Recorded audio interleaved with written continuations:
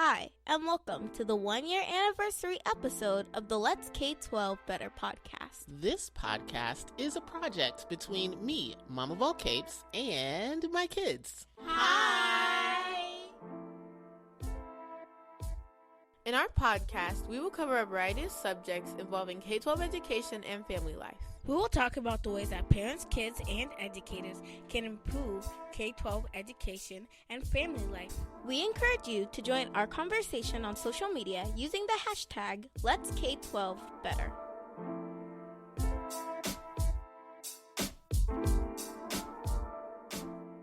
Before we get started, please hit pause, hit the subscribe button, and follow this podcast. Now, let's jump into Season 2, Episode 11 of the Let's K12 Better podcast. A year ago, we launched the first episode of the Let's K12 Better podcast with the episode Schooling Through an Apocalypse. In that episode, we discussed how each of us was experiencing the first couple weeks of the pandemic and how it was impacting our learning. A year later, as schools reopened, what changed? As the events of the world played out in front of us on our phones, this podcast evolved into a year-long journey and exploration into justice, civics, and also how we can connect more meaningfully with each other. We've grown as a family. We've grown in our continued analysis of justice. We've expanded our awareness that families need to speak out. Recently, we led the Crazy PLN community in a Twitter chat on cultivating a justice mindset in kids. We linked the wakelet in the show notes. Please check it out. The chat was a culmination of the work we've pushed through and pursued over this past year. Mom spent this year evangelizing accessible strategies for anti-racism on panels with parent groups and online. She co-moderates an equity discussion on Clubhouse every Saturday at 11:30 a.m. Eastern Standard Time. Darby joined the panel, Youth Taking a Stand Against Racism, at the Anti-Racism Live Global event hosted by Peace One Day in association with the Office of the High Commissioner for Human Rights. Naima sat down with Dr. Krishana Gray to discuss intersectional tech, Black cyberfeminism, and democratizing the digital space. And Sophia joined her school's anti-racism book club. We're going to dig deep into how and why it's critical to cultivate a justice mindset in kids. We hope that you use this opportunity to have a discussion alongside us with the young people in your life. Feel free to stop and start this episode during our own conversation to have yours.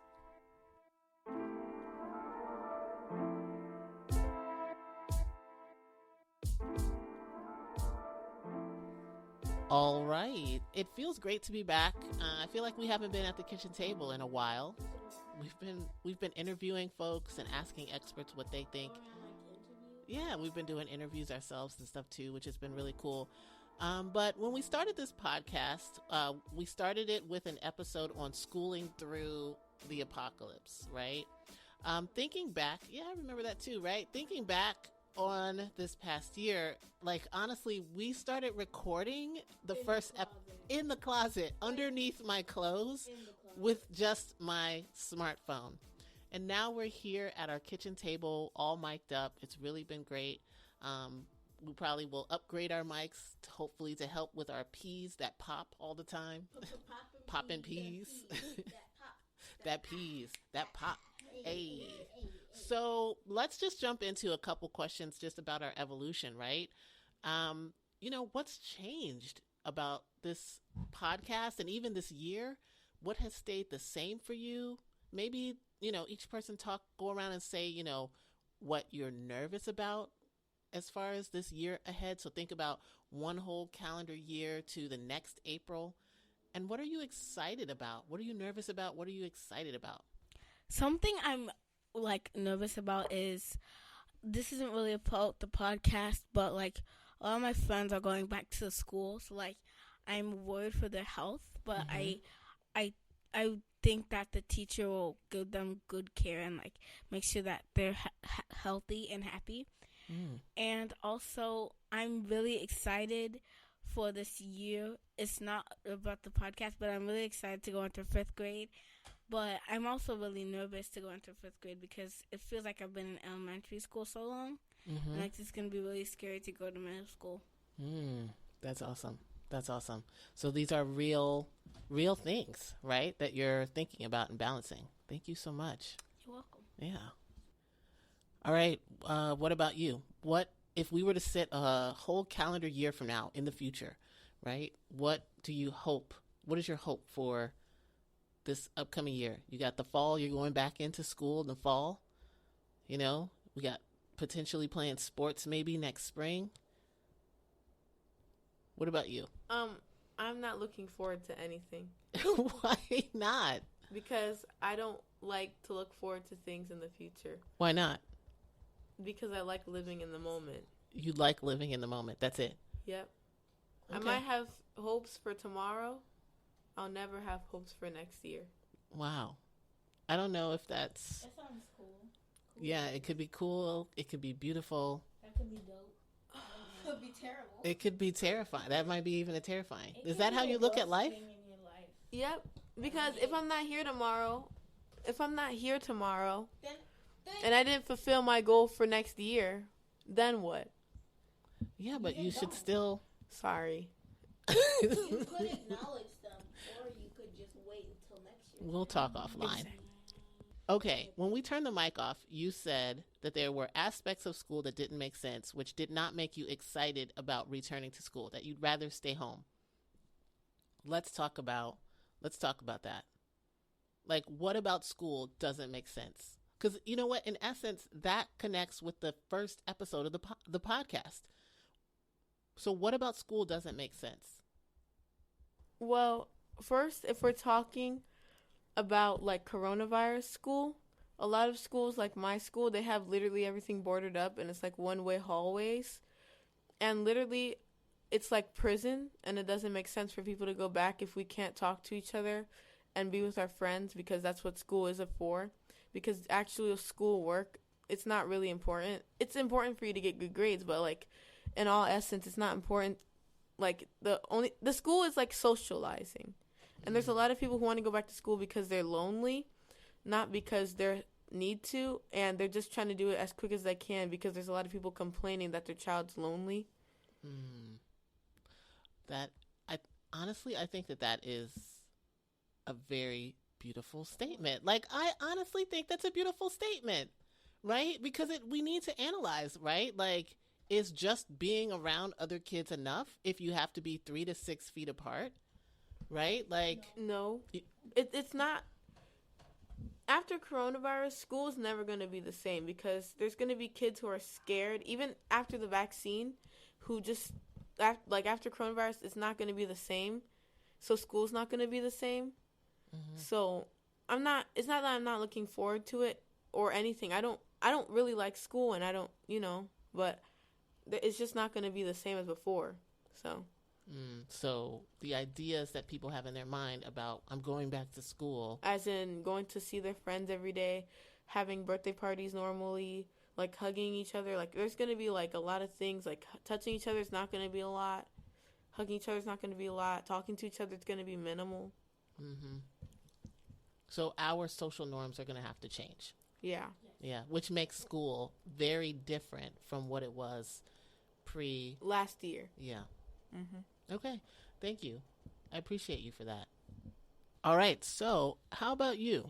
If we were to sit here and be able to fast forward into the future a year from now, tell me a bit about what you think, you'll see, or what you're worried about, or what you're excited for. Well, I'm excited for being able to see people again, because even though not like I don't like people, I have like just a small group of friends, and we just like to hang out. And like COVID has kind of pushed some of us to like be like, we still contact each other, we still talk, like we'll FaceTime or like text, but like we don't talk as much as we used to, because we used to hang out like a lot, like together, like But I'm not looking forward to going back to school because even though the vaccine's coming out is starting to get safer, I feel like people aren't gonna follow like the rules, like, cause I know that school isn't gonna be like exactly how it was before, but it's gonna be they're gonna try to make it as similar as possible, and I don't think that like every kid's gonna follow like the rules. Like there are gonna be some kids who like say we have to keep wearing our masks even if like coronavirus isn't over. Like there are gonna be some kids who are trying to take off their mask during the school day because the mask, you can't really breathe in it. Like stuff like that is what I'm worried about and what kind of bothers me. I appreciate that. Is there anything else? I'm not really excited for next year because of sports. Like, cause I got kind of comfortable in my room. I just got comfortable in my room pretty much. Like, cause I used to like not be in there a lot, and now I got settled in my room. We and were I'm on gonna the have move to go a lot. A lot again. Yeah, we were never home. It's really. like a solar eclipse, I guess. Once every blue moon. That's true. Well, thank you so much. I appreciate that. All right. So while we are recording, we find out that Derek Chauvin was found guilty of all 3 charges in the murder of George Floyd. We've talked a lot about racism. We've talked a lot about police brutality. So what are you guys, I'll say this, we did not watch the trial, just because I personally could not get through it. I saw a few clips of it, but that was pretty much it. Yeah. I'll probably see if we can go back and watch it later and talk about it as a family. But there are moments where it's okay if you're feeling sad, right, overwhelmed, sad, that you don't have to subject yourself to that. So what are your initial reactions to the verdict? So my initial reaction is I'm glad that they found who was actually guilty and that he got the charges, and that he didn't just get away with it, because what he did like wasn't really fair and like to the community, and like it was really sad for like George Floyd's family, and like a lot of people were feeling sad about it, and I'm so happy that like they found justice. I appreciate that. Anyone else want to share their reaction? I felt like, first of all, good on the the jury. Yeah, because I'm not saying that he couldn't have been found innocent, but there was literally video evidence of this man pretty much killing someone. Not pretty much. Lynching someone and like getting away with it because he's a cop, and them putting out the guilty verdict is kind of like I don't want to say like a step forward, because it's not like in most cases like this the person just runs off free. It's they don't get caught, even if there is video evidence, even if there is so much evidence to like support that they did the thing, they get off free. But this was kind of like 2 steps forward. I appreciate that analysis and response. Thank you. You know, I do want to say that it's probably very hard to be a juror in any case, but especially a high-profile case like this one. It's very hard to be a juror. Yes. We want to have empathy for those people who were on the jury. How about you? I'm not surprised that he was found guilty. I also because I kind of was just like, if he's not found guilty, there's something wrong with these people, because like Naima said, there's video evidence. So like, I'm not really surprised he's found guilty. Yeah. Well, thank you. I appreciate that.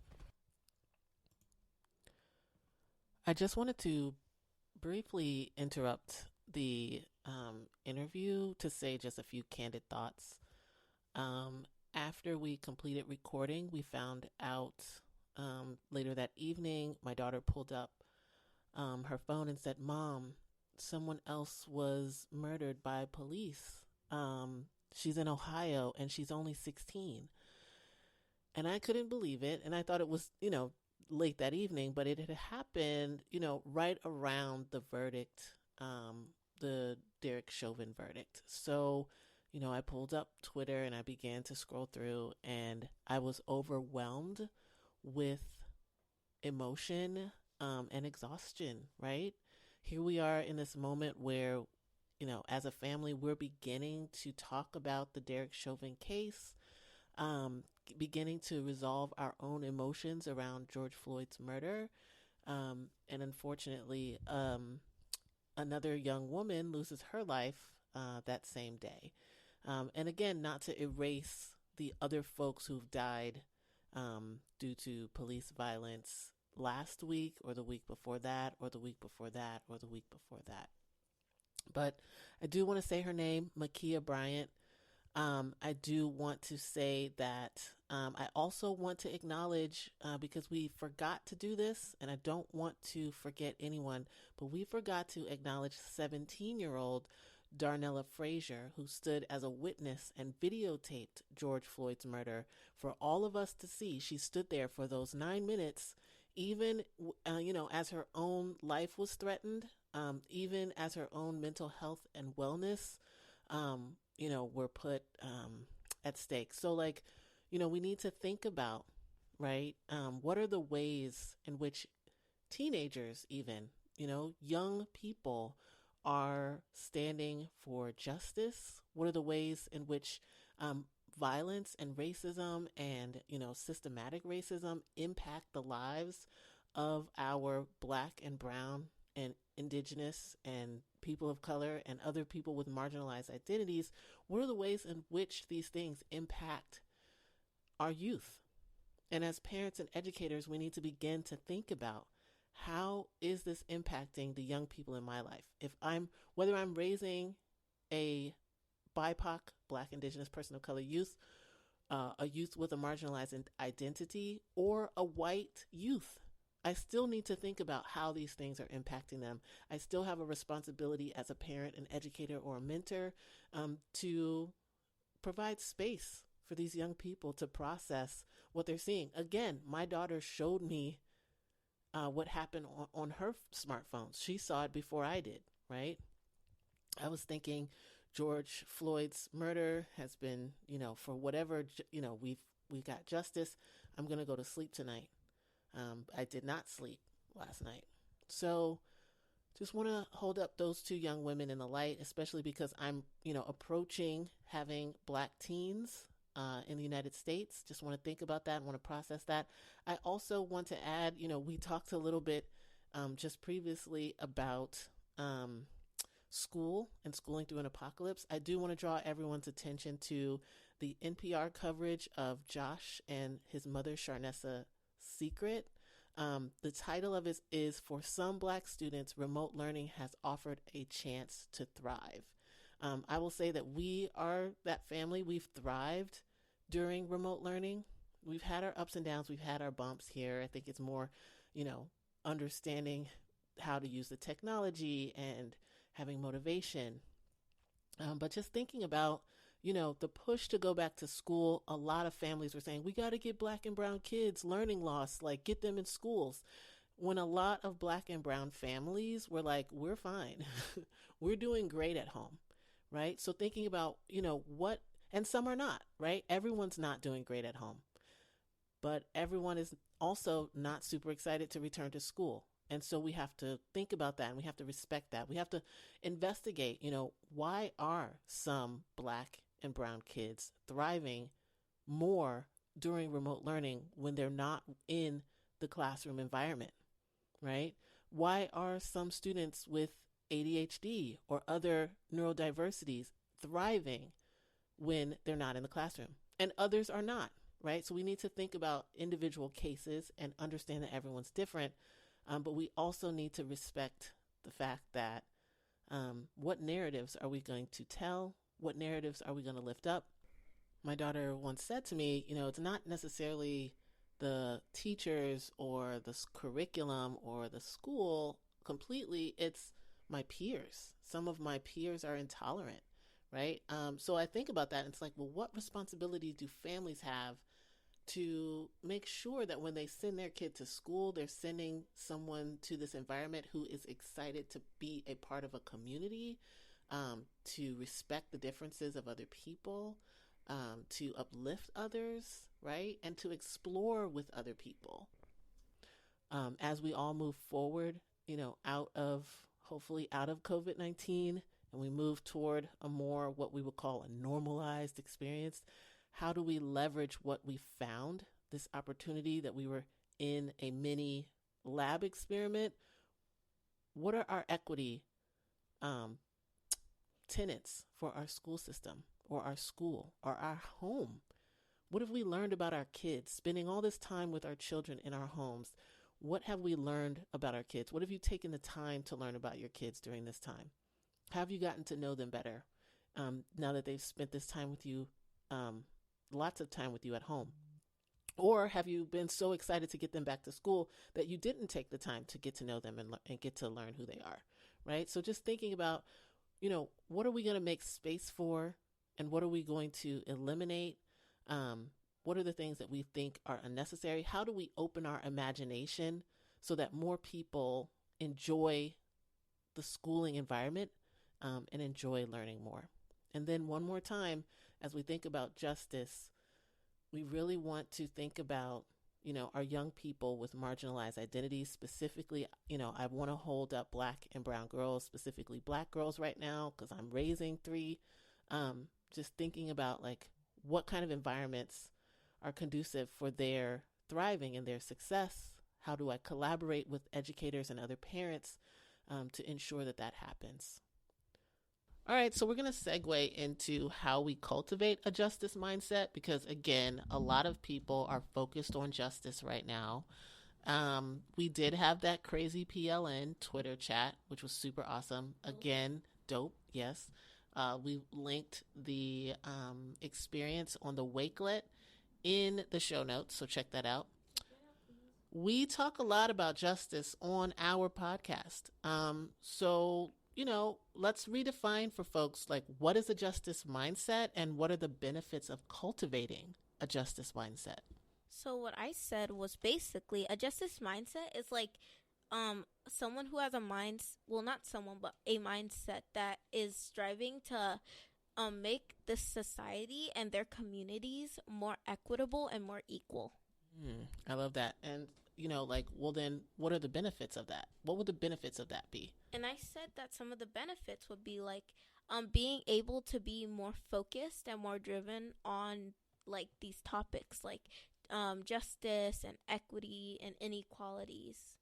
Can you apply justice to anything? You can apply justice to a lot of issues that people are focusing on today.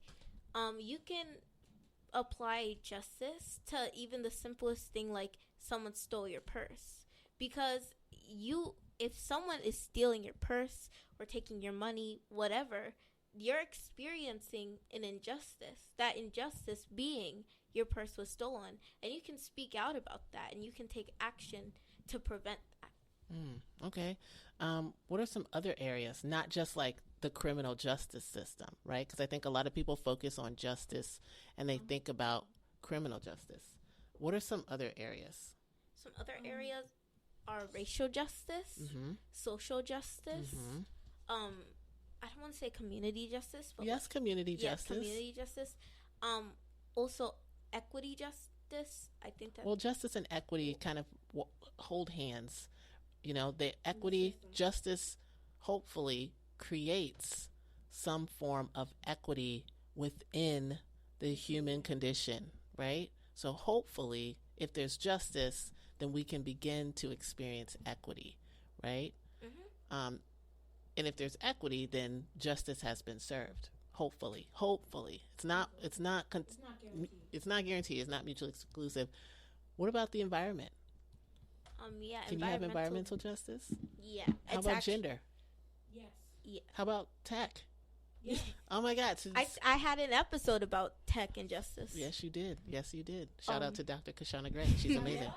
Ooh. Yes. But yeah, you can find justice. Like Mhm. you can find inequities and inequality in pretty much everything.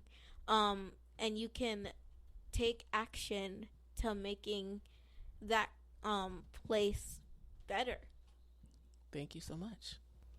So I think a justice mindset is when you think about how certain actions and events affect people and communities, and how you can make sure that you fight for their justice when inequities happen. You're also responsible for like things that your community needs, and you also advocate for that thing. So you're thinking like in a interconnected way. I really like that a lot. Yeah. Right. So like, can I just ask, like, would this be true if my justice depends on your justice? Yeah. Okay. All right. And what are the benefits then of if you're thinking, interdependency in your justice then, right? Like, then what are the benefits of cultivating a justice mindset if you're thinking of it as my justice is connected to your justice? You'll be able to have the skills to look out for things that are that have injustices, and you'll also be able to also not only fight for like your community's justice, but like other people around your community. So I appreciate that. I don't have anything else to say because you kind of took the words. Yeah, you killed it. Yeah, exactly. Yeah. All right, so we're going to move into our next question. And I want to ask you guys, what have you learned about justice from talking about it on this podcast? As a family, we went on, an exploration through literature and reading.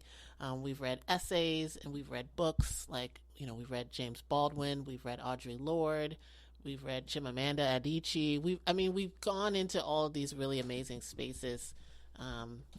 We also did some documentary and movie watching as well, right? So what have you learned about justice after this year-long exploration into what it is? I've learned about justice that a lot of people don't get justice, and some people, they're accused of injustice when they haven't done it. Like some people, they go to jail even though it's proven that they didn't do it. Or like Naima said earlier, she said about injustice can be a lot of things. And I've also learned that justice, it can be really beautiful because it helps people grow and helps people evolve into the new world. You slayed it. Thank you. You're welcome. How about you? What have you learned in our year-long family joint adventure in learning about justice? I learned that justice, it comes in many forms. We don't think, sometimes when we think of justice, we're thinking of marching in the streets, or just making it really loud and that's a good thing. We want our awareness to be spread. We want people to know about these things, but we can also do things like writing letters, writing books. We can even just inform ourselves on these topics and these things. So it's not just about protesting. That's not the only avenue to bringing justice, right? Yeah. There's writing letters and being an active civic participant in that way. To your elected officials. The governor. Also, policy justice, right? How do we write policies to ensure that people are experiencing a just and fair and equitable experience in their communities, in this country, right? So I just thank you that you brought those ideas to this discussion. All right, so like we have like 2 questions left. Oh no. All right. So let's get serious. I like serious. I do too. All right. Anyway, so Shut up! Stop! Cut the Stop. cameras. cut the cameras. No. We're not going to cut the cameras. This question is for you. When is it appropriate to start cultivating a justice mindset in kids? Why also? It's appropriate, like, when they go to, like, school or, like, childcare. And if you're, like, homeschooling them, it's important, like, when they're, like, 5 or, like, 4. Because they need to, like, be able to identify if something goes wrong or if they're being bullied at school. And they need to identify if they're getting the correct, like, the correct, like, solution. Like, if someone's, like, bullying you and pulling your hair at school and you tell the teacher, like, the teacher's not supposed to just say, oh, well, that's okay. Like, no, like, they're supposed to, like, tell the principal or tell your parents, like, put up a meeting, you know what I'm saying? Like, they need to identify what was fair for them. So you're talking about this as helping young people to identify the process for receiving justice. Yeah. So when you say telling the teacher, there should be some sort of action that comes after that kids should expect. Yeah. Okay, I just want to make sure I synthesized this correctly. Okay, love it. So your sister said that prior to getting into school, all right, or around 4 or 5, is when we can start to begin to cultivate a justice mindset in kids. What about you? What do you think? Well, I think it's appropriate. Like, I agree with Garvey, like, when they start school. But, like, mostly at the end of kindergarten or the beginning of 1st grade. Because in kindergarten, it's mostly about looking around and seeing what's new in the world and, like, learning things. But around, like, 1st grade, I think that they know enough about the world at their age, like that they're supposed to know at their age, to, like, learn about it and, like, think about it and actually deeply think in it. Or also at the end of 1st grade and beginning of 2nd grade. So you're saying that parents and educators essentially need to trust young people, especially our elementary age kids, because they can process this information. It's not too scary. How would you tell an elementary kid about justice? I think. Do you have an example? Like, an example might be, like, telling them, so, like, having, like, a one-on-one discussion about it. Like, not just saying it to them straight. Like, break it up into parts. Like, so this is what happens. This is what you need to do when someone's getting bullied or you're getting bullied. Like, you need to tell the teacher about this. Instead of just saying, okay, you need to tell the teacher about this, and then blah, blah, blah, and then blah, blah, blah, and then blah, blah, blah, because they won't have time to process it. Oh, so you should break up lessons about justice into bite-sized pieces. Yes. You also need to add why, because a lot of kids, like, they'd be like, okay, but there's nothing for me in it. Like, there's always, if there's justice, like, there's something for you in it if you win, but, like, they don't know that yet, so you have to tell them, like, what the reward is, which is, you know, they get in trouble or they don't get, like, you have to tell them, because I think they'll be like, well, I mean, I could tell the teacher, but, like, I'm not going to get anything out of it, so. So you want to make sure that as you're teaching about justice, you're connecting the purpose of it to the individual's, I don't want to say selfishness, but, like, their own desire for, like, self-actualization. Oh, yeah. Yeah. Okay, cool. I want to also add with elementary age kids, since you guys have brought this up, that you don't have to jump hardcore into, like, this is how justice is not shown up in the world for different races of people. You don't have to go that deep. Lessons on justice are often just social emotional learning, so that the youngest of us can learn about how do we look out for each other? How do we ensure our communities are safe and fair and equitable? Actually, today in school, like, it's so weird because we learned about the same thing in school, like, what you should do. And, like, it's so cool because, like, we talked about this exact thing, like about social emotional learning. We talked about a whole bunch of things, and I think that we're also covering the topics in this podcast. Yo, see, shout out to best practices in school. That's Yeet. awesome. And I will say, shout out to being at home and making the connections from school to home and from home to school. It's one big learning experience.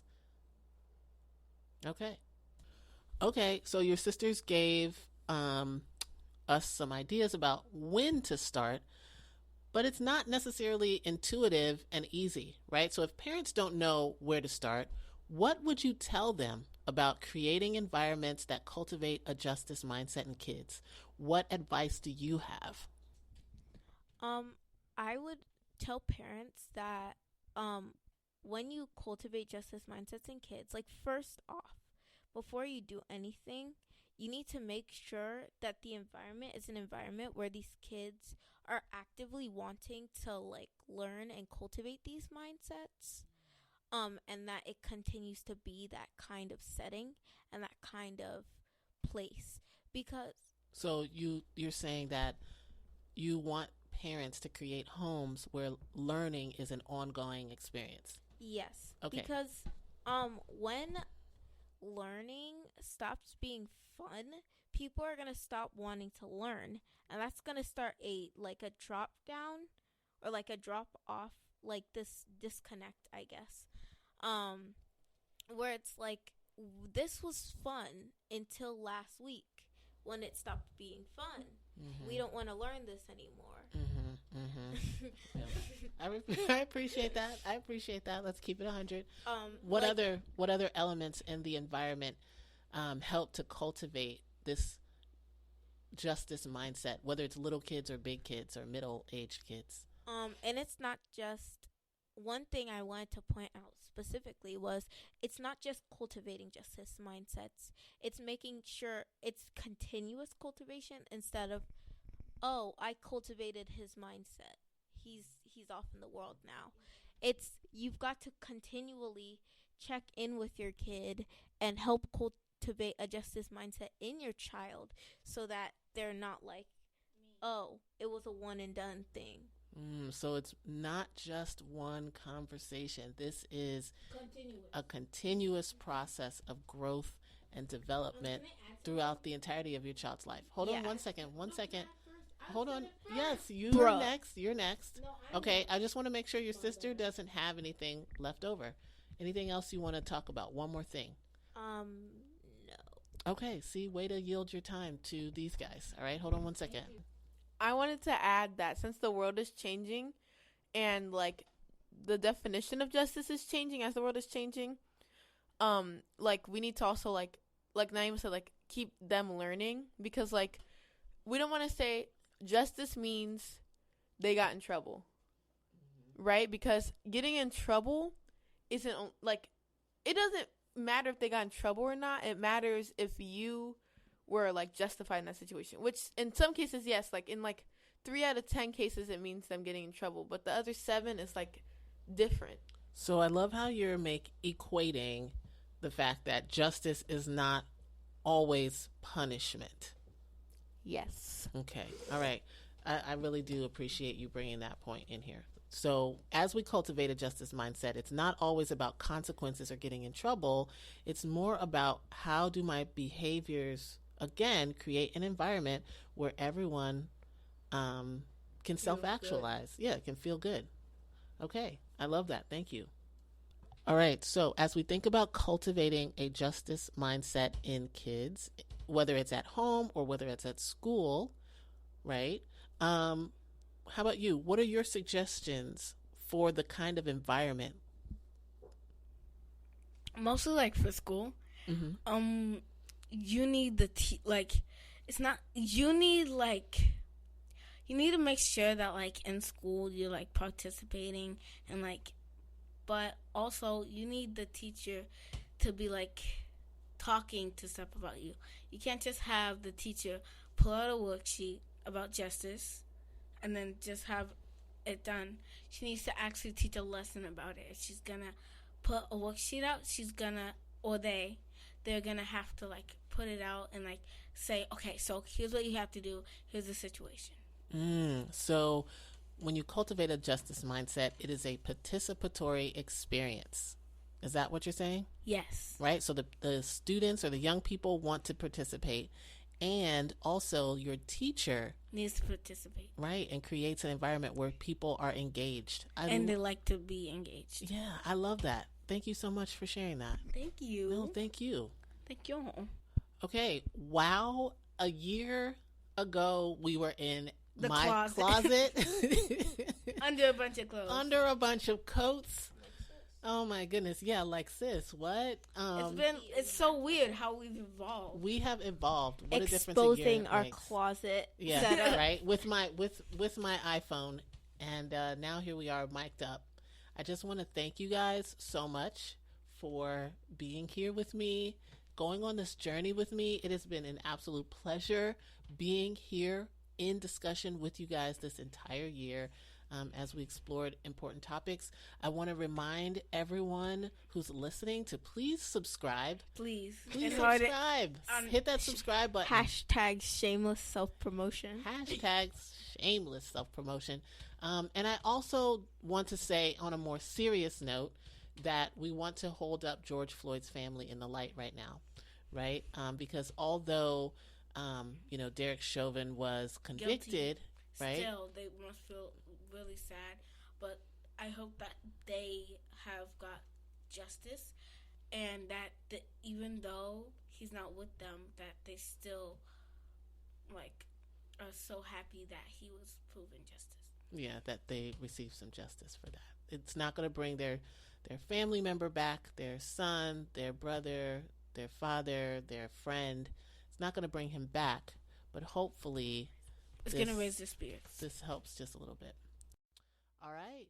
Yes. Yeah. Thank you, guys. You're amazing. You're amazing.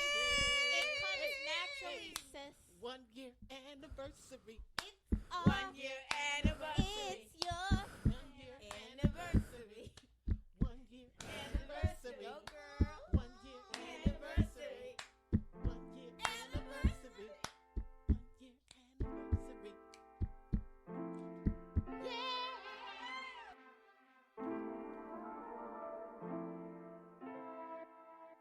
What are the young people in your life passionate about, and how can you encourage them to look at their interests with justice or equity lens? We challenge families and educators to think more about how we empower young people right now and later, rather than preparing them for leadership later in life. We need kids equipped with the skills to be able to talk to people who are different from them. There are a lot of civic, social, environmental, educational, economic, etc., issues that need to be addressed, and young people have the excitement and the passion to engage these issues. It's just up to the adults to get out of the way and to connect them with the levers of power so that they build the confidence and the skills to solve these problems. Societal problems aren't going away if you ignore them, pretend they don't exist, or shield your kids from the disappointment that you think they'll experience if we understand these issues deeply. We believe that families of all types must talk about race, justice, equity, civic participation, and so many other important topics deemed controversial. Parents should never serve as a barrier to educators who are trained to hold challenging discussions in classrooms. Instead, educate yourself alongside your child. Our world is evolving, and you're not protecting your child or your way of life by denying your kids these opportunities to learn more. In fact, you're hindering their chances to contribute meaningfully by doing so. If you have any cool epiphanies you'd like to share, leave them in the comments or share them with us on social media.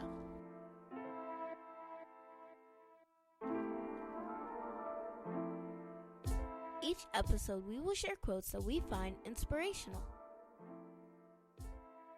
Marva Collins was an educator best known for founding the West Side Preparatory School a low-cost private school specifically for the purpose of teaching low-income Black children that Collins felt the Chicago public school system had labeled as being learning disabled. Her quotes: Trust yourself. Think for yourself. Act for yourself. Speak for yourself. Be yourself. Imitation is suicide. When someone is taught the joy of learning, it becomes a lifelong process that never stops, a process that creates a logical individual. That is the challenge and joy of teaching. Excellence is not an act, but a habit. The things you do most are the things you will do best. Don't try to fix the students. Fix ourselves first. The good teacher makes the poor student good and the good student superior. When our students fail, we as teachers and parents too have failed.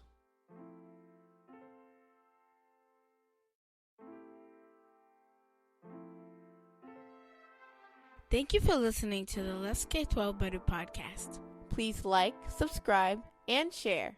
We are so thankful to all of our listeners and subscribers for coming back each week to learn with us at the kitchen table.